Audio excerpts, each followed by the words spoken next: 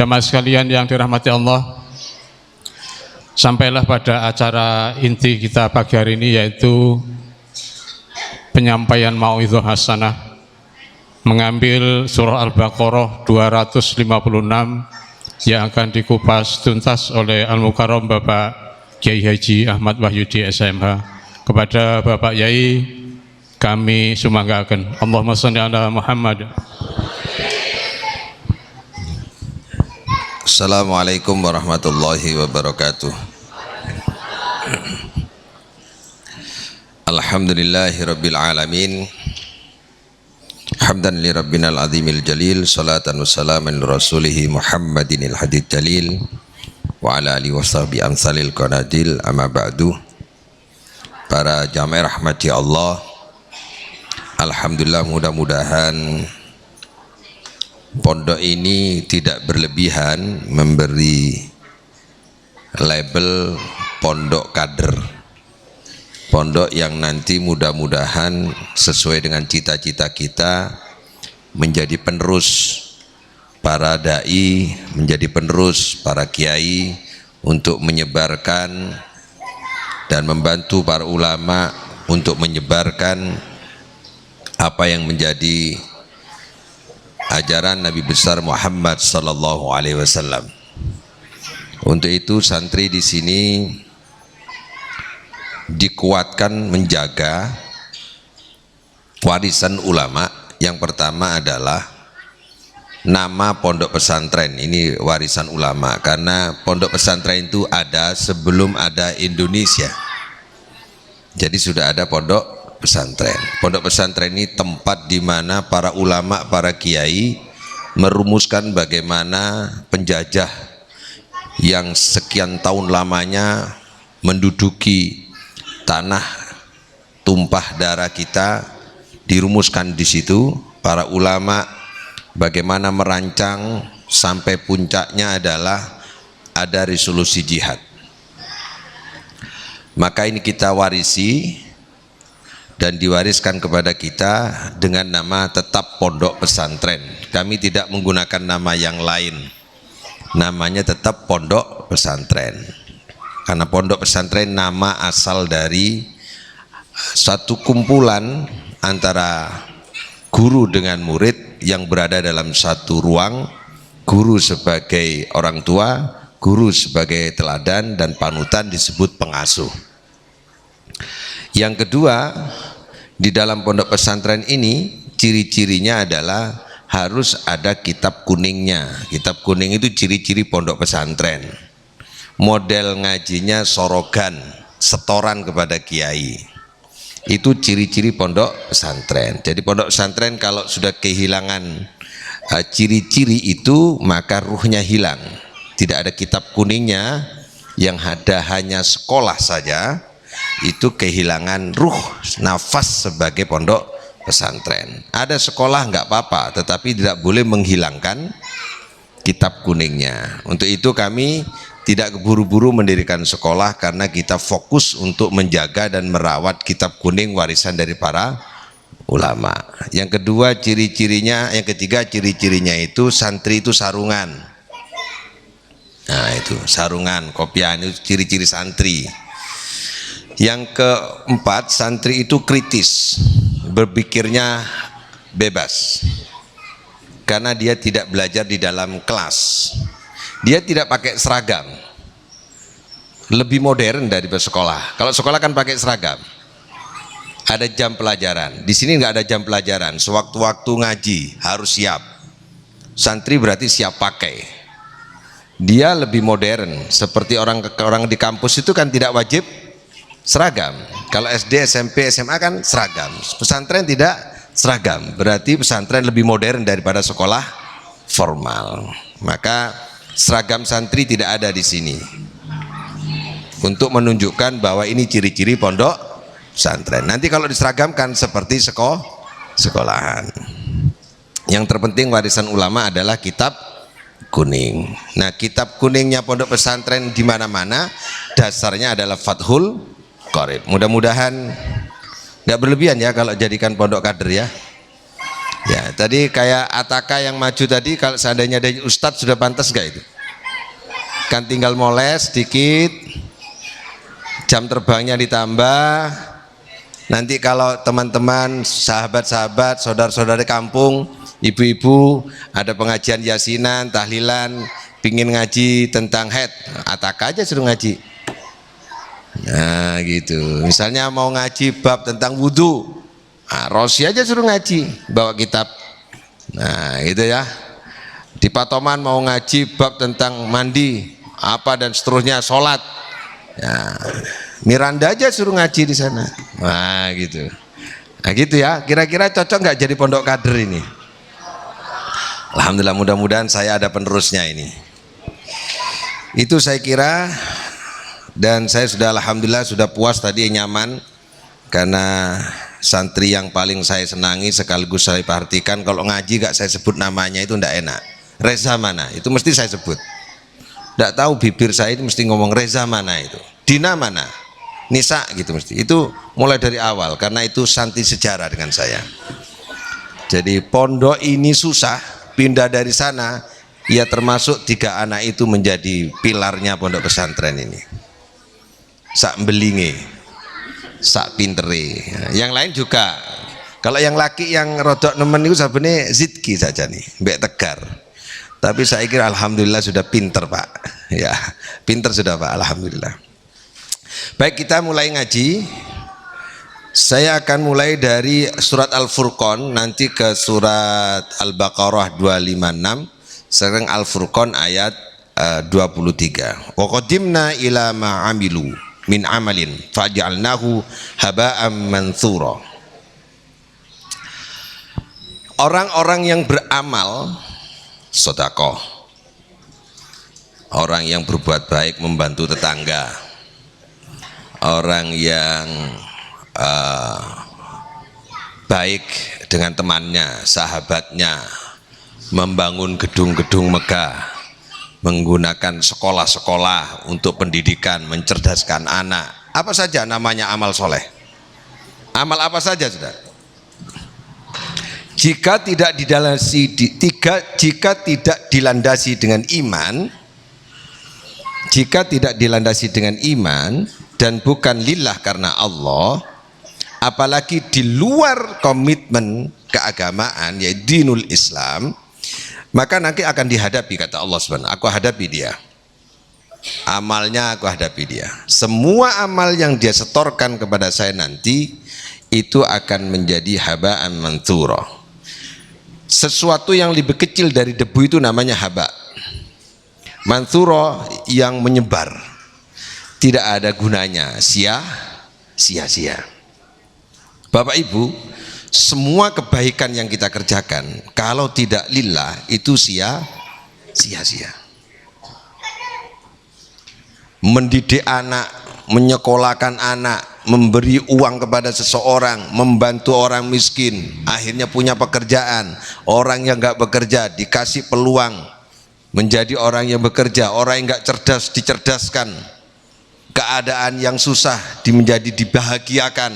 Tapi kalau bukan karena lillah, bukan dalam koridor dinul Islam, maka dia faj'alnahu haba'an manthura. Allah akan menjadikan dia sebagai mana debu yang dihamburkan, tidak ada gunanya, sia-sia. Maka kata kuncinya harus lillah.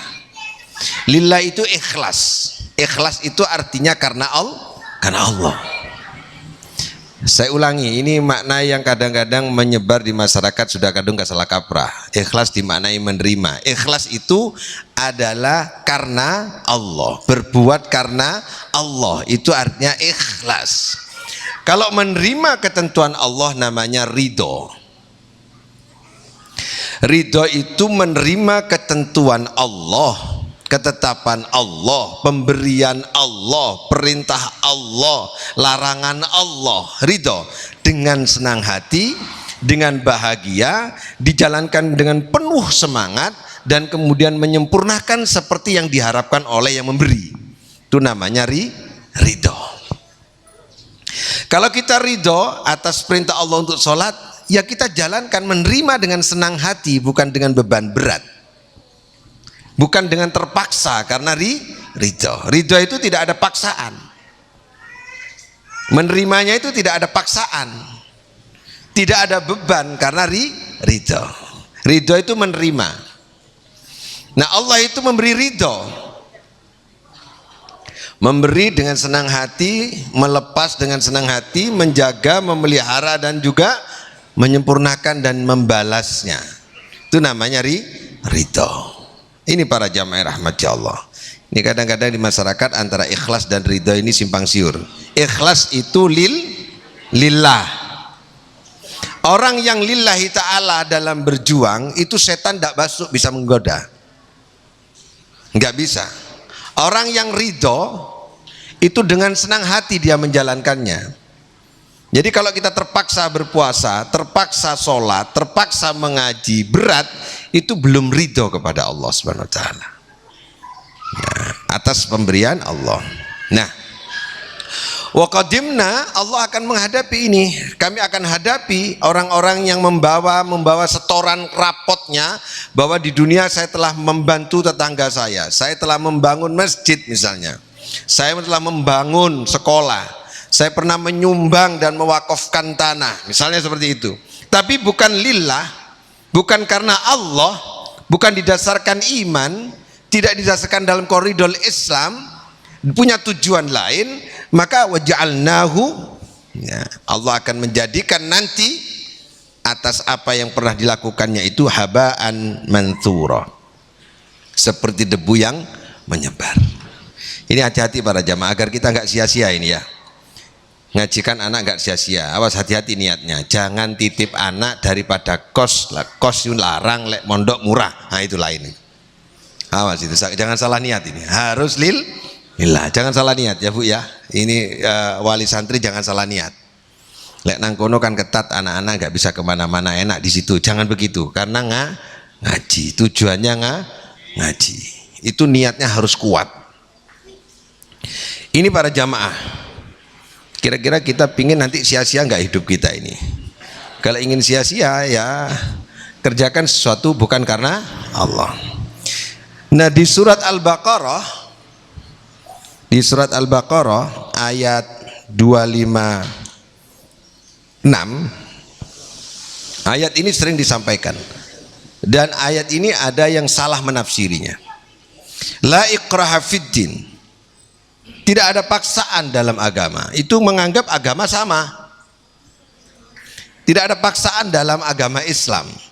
Akhirnya menganggap agama sama, enggak ada paksaan. Coba kita teliti kalimat ini. Tidak ada paksaan.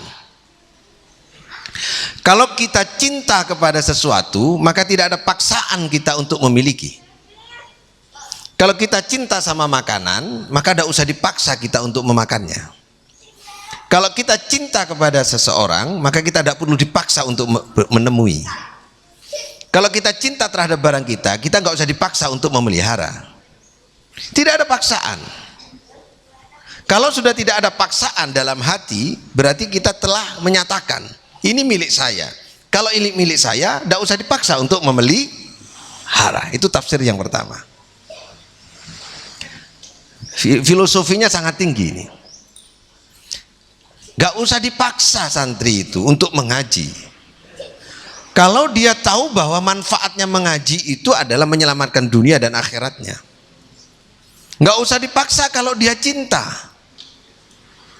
gak usah disuruh-suruh dia itu sebenarnya. Orang yang telah menyatakan saya adalah pegawai negeri, maka gak usah dipaksa dia untuk menjalankan tugas, karena dia sudah berkomitmen menjadi pegawai negeri.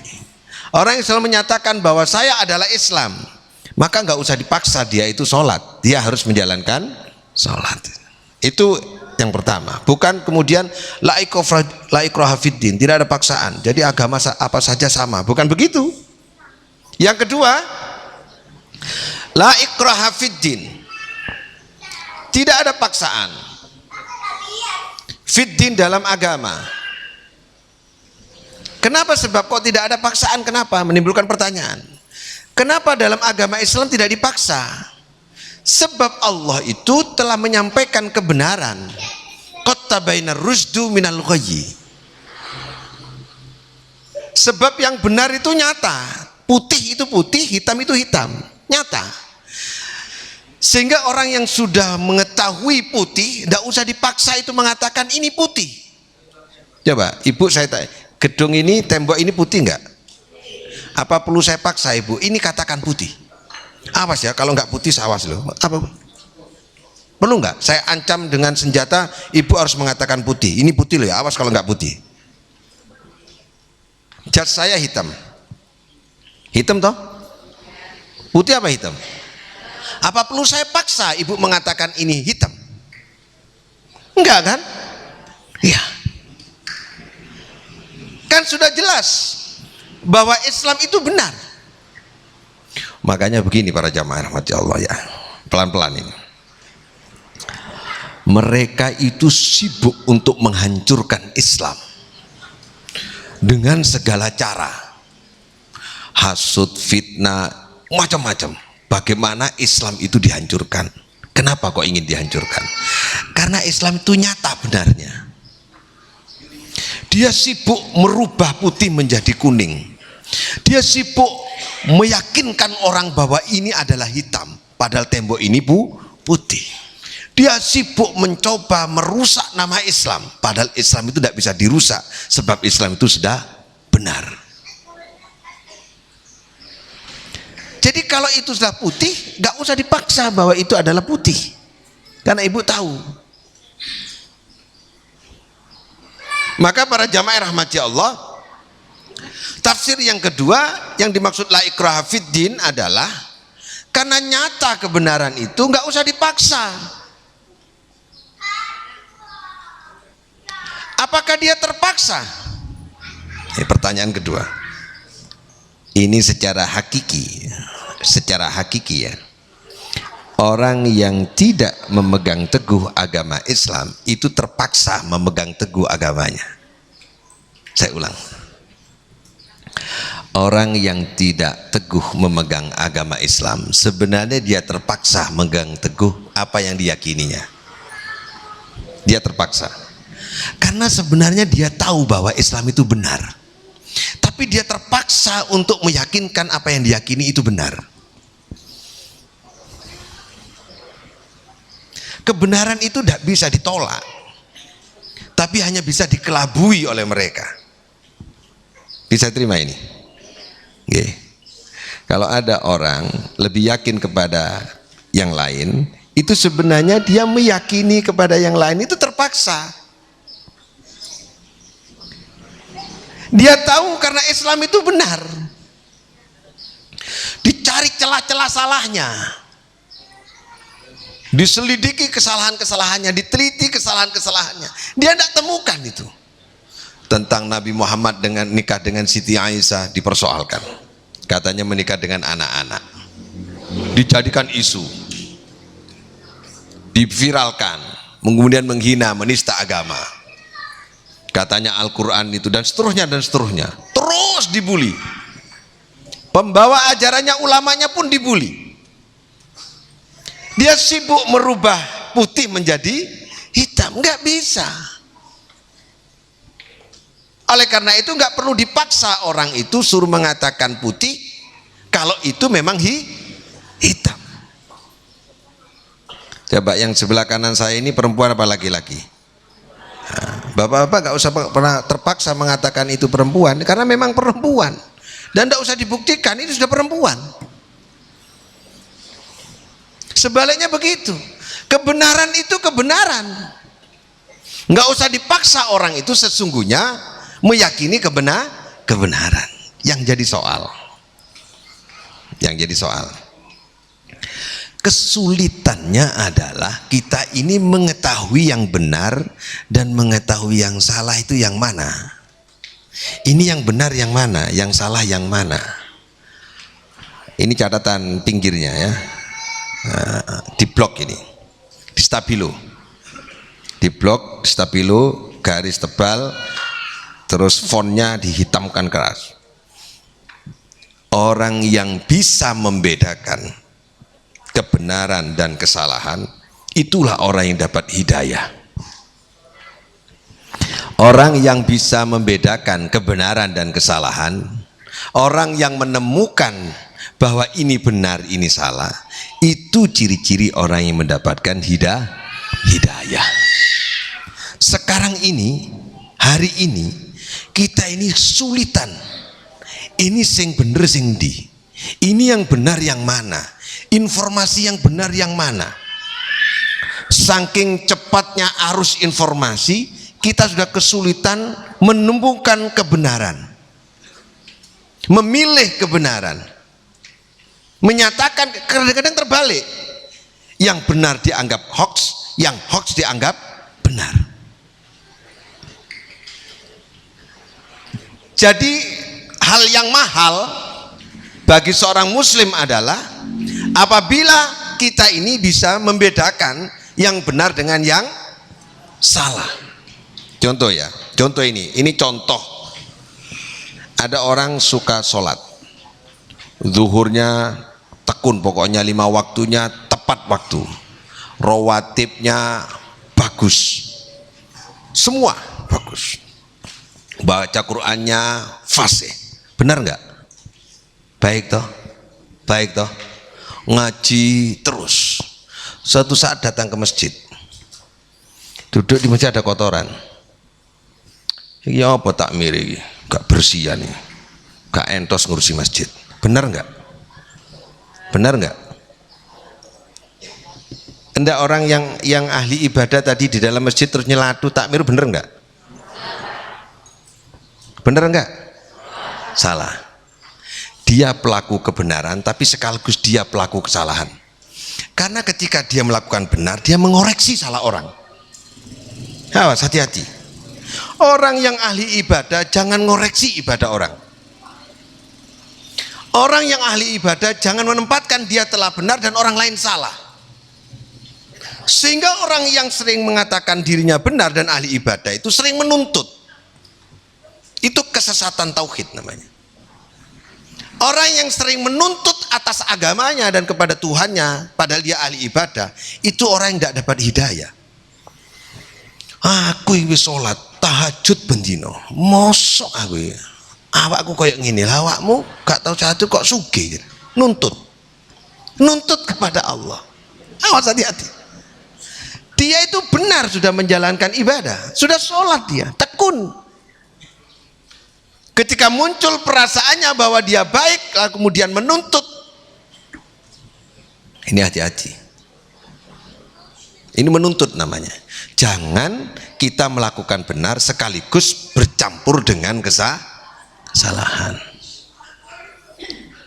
Sering nggak kita temukan orang-orang model begini? Sholat jadi makmum, imam maju, sopong imam gak enak blas. Sholat ini, dalam sholat itu ngomong gitu. Harusnya dengan kasih sayang. Nanti diperbaiki ya bacaannya biar bagus Fatihahnya itu. Jadi bukan menuntut. Jadi orang yang ahli ibadah, orang yang senang ibadah, kemudian dia ingin hadir di masyarakat itu ideal seperti yang dia yakini, maka itu sebenarnya dia tersesat di dalam kebenaran itu sendiri. Artinya dia menganggap dirinya benar dan orang lain dianggap salah. Itu campur aduk. Kalau kita membenarkan diri kita karena telah melakukan ibadah, ya benarkan dengan cara yang benar, jangan menyalahkan dengan cara yang salah. Ini para jamaah rahmati Allah, jangan dicampur kebenaran dan kebatilan. Ahli sholat tapi nyelatu, bener enggak? Enggak benar toh? Nah itu. Ini contoh bahwa kita mencampurkan kebenaran dan batilan. Maka kalau sudah kelihatan benar, kita berarti mendapatkan hidayah. Yang kedua, ketika kita menemukan kebenaran, apa yang harus kita lakukan? Ketika kita mampu menjalankannya dan memilih kebenaran itu sebagai pilihan hidupnya, maka itu mendapatkan taufik namanya. Ayo kita cara cari teman, kemarin sudah ngaji. Ini cara cari teman. Awas jangan cari teman di luar golongan kita. Wis dapat toh, ngerti toh? Tapi tetap saja kita lebih senang kepada teman yang mencelakakan kita. Berarti kita dapat hidayahnya untuk mengetahui yang benar, tapi kita tidak dapat taufik untuk menjalankan kebenaran. Sudah tahu kalau sholat itu wajib tapi ditinggalkan.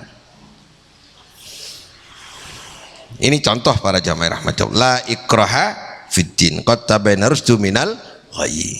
Sudah jelas hitam dan putih. Wa may yakfur bittaghuti. Ini didahulukan daripada wa yu'min billah. Coba urutan kalimatnya ya. Wa may yakfur bittaghuti wa yu'min billah. Yang diawalkan itu adalah taghut. Taghut itu melampaui batas. Menghindarkan, membuang kesulitan, kemudaratan, keburukan, kejelekan itu harus diutamakan, dipentingkan, dinomor satukan daripada menghias keindahan.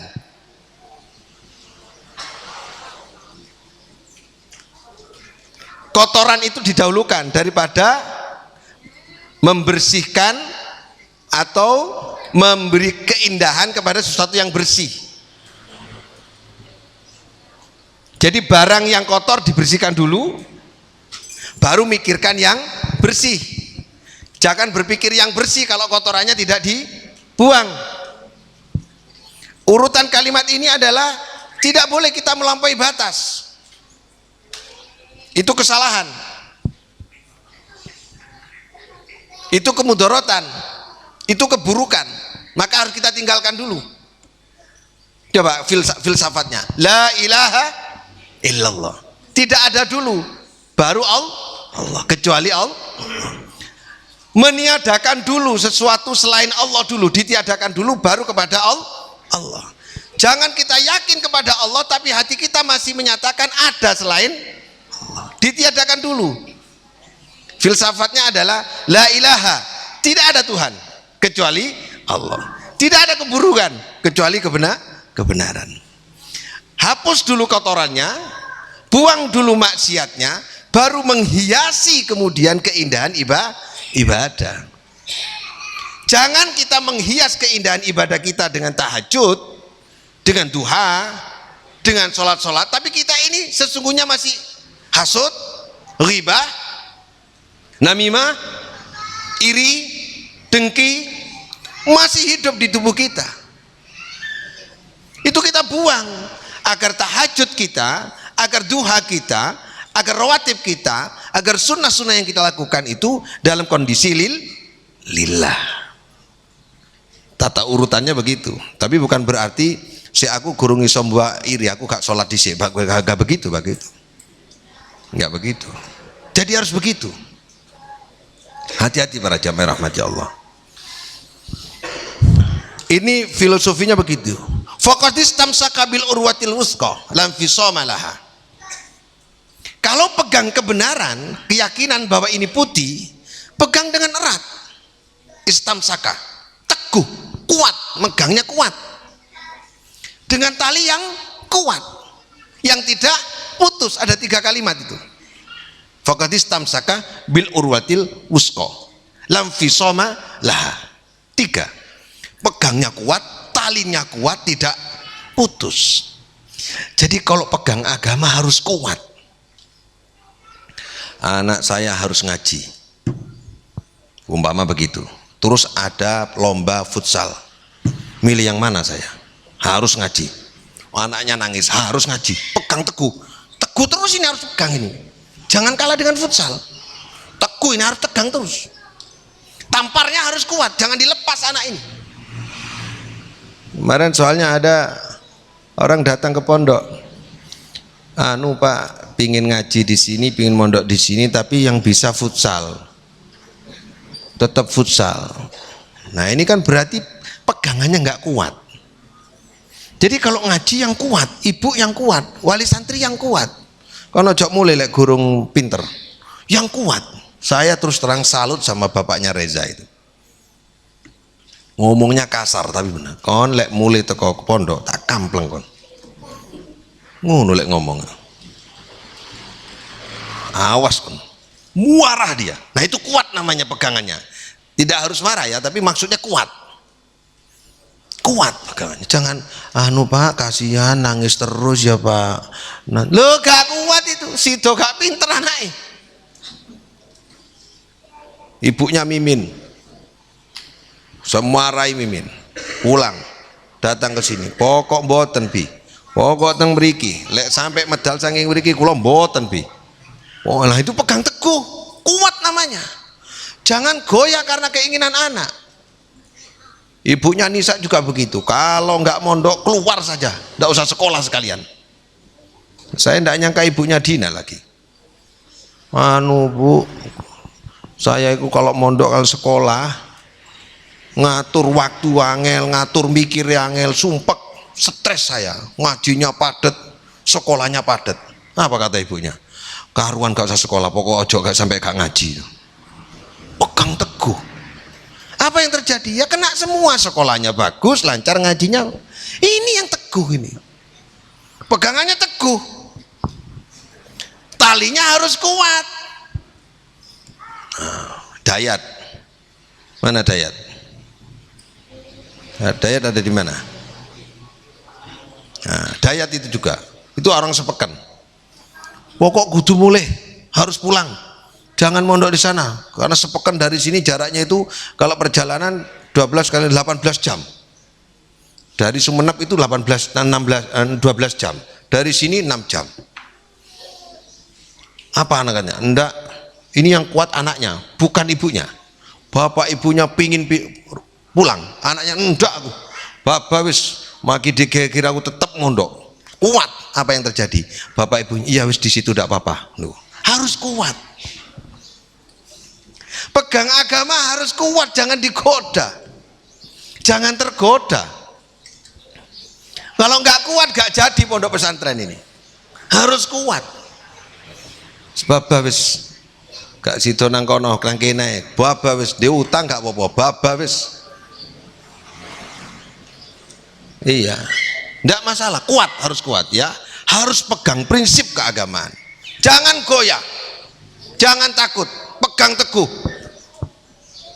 Biar dibenci orang enggak masalah. Wong kita akan mendapatkan kenikmatan nanti di akhirat. Daripada dipuji, disanjung, dermawan, baik sama tetangga, tapi tauhidnya enggak kuat, apa yang terjadi? Wa ja'alnahu haba'an mantsura. Nanti akan sia-sia amalnya. Pegang teguh. Yang kedua, ini urwahnya, talinya harus kokoh, harus wuskoh, harus kuat. Talinya harus kuat. Talinya itu apa? Kasih sayang.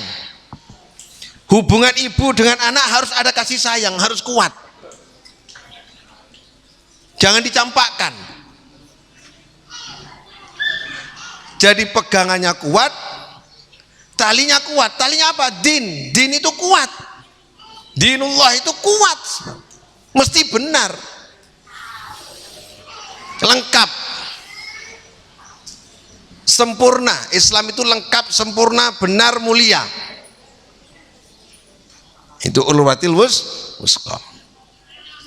Kalau mau mencari kebenaran yang lain lebih kuat, lebih mulia dari mana? Dari dalam Islam tidak ada. Nah kita cek sekarang di ayat wa may yabtaghi ghairal islami dinan di surat Ali Imran ayat 85. Wa may yabtaghi, ini kuat, harus kuat di sini.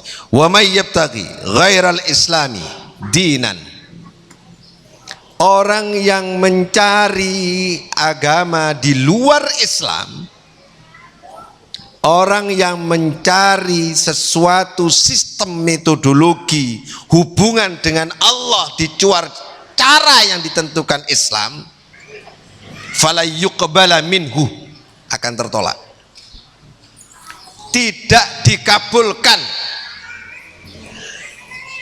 permintaannya tadi itu di dunia dan di akhirat.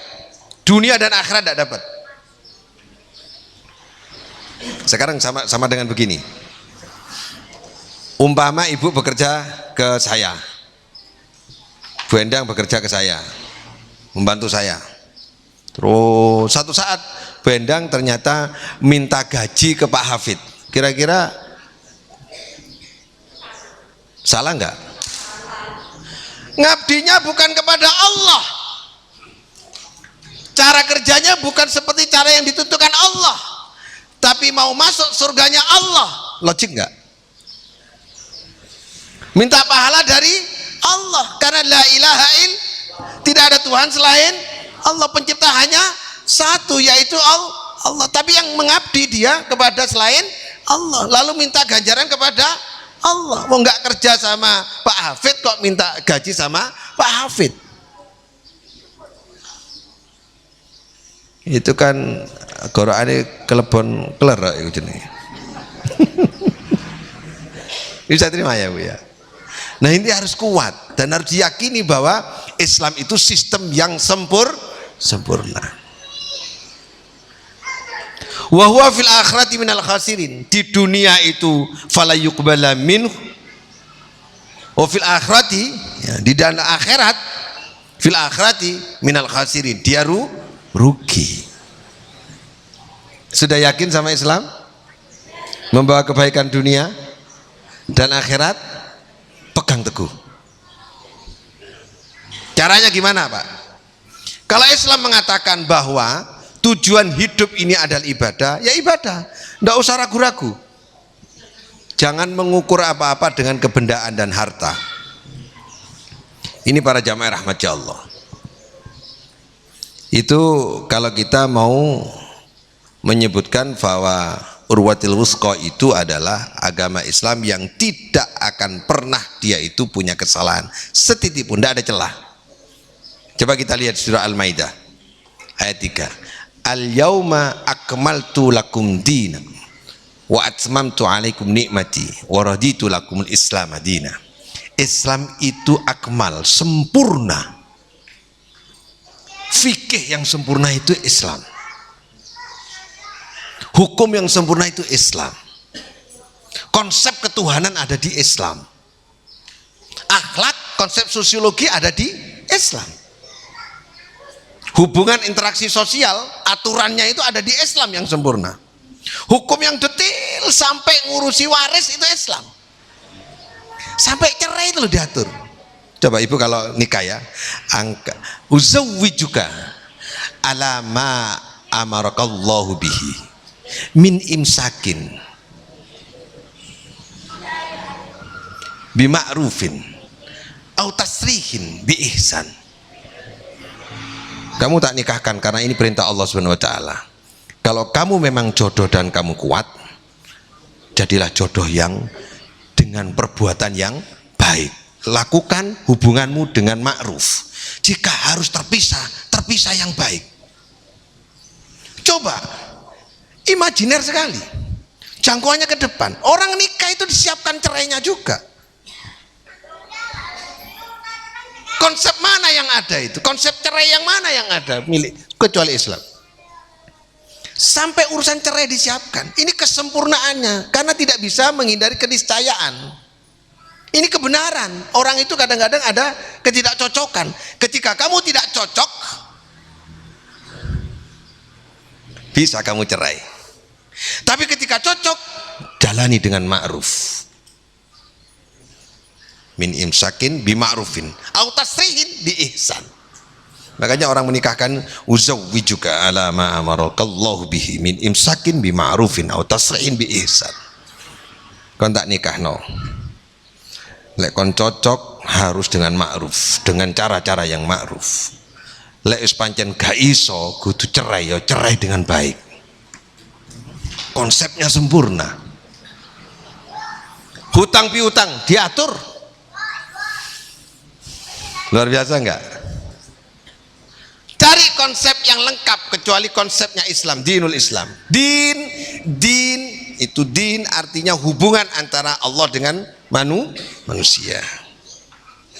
Dain itu dagang, hutang piutang. Itu satu akar kata itu. Hubungan, interaksi. Interaksi antara Allah dengan manusia, ikatannya disebut akidah. Sistemnya disebut Islam.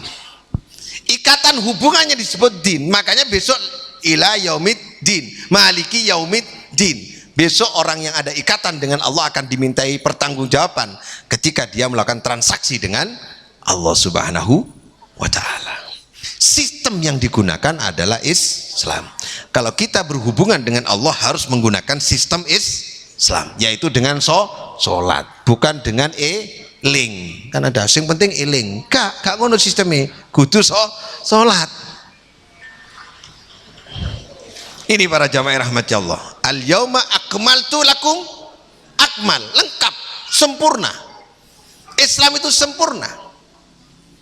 Wa atmamtu alaihi, wa atmamtu alaikum nikmati. Ayat ke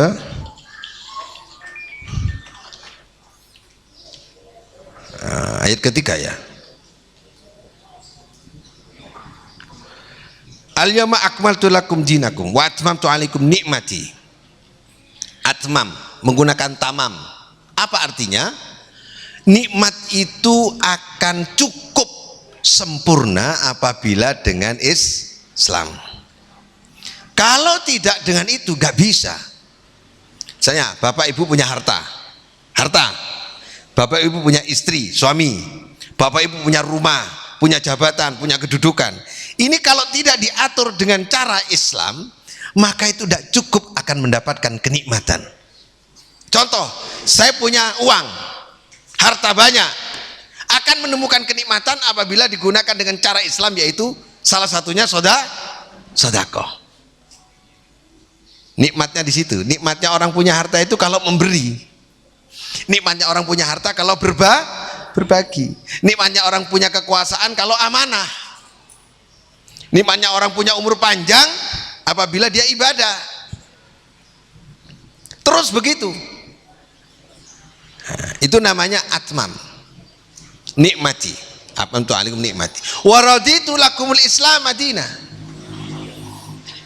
Dan Allah ridho. Allah memberi.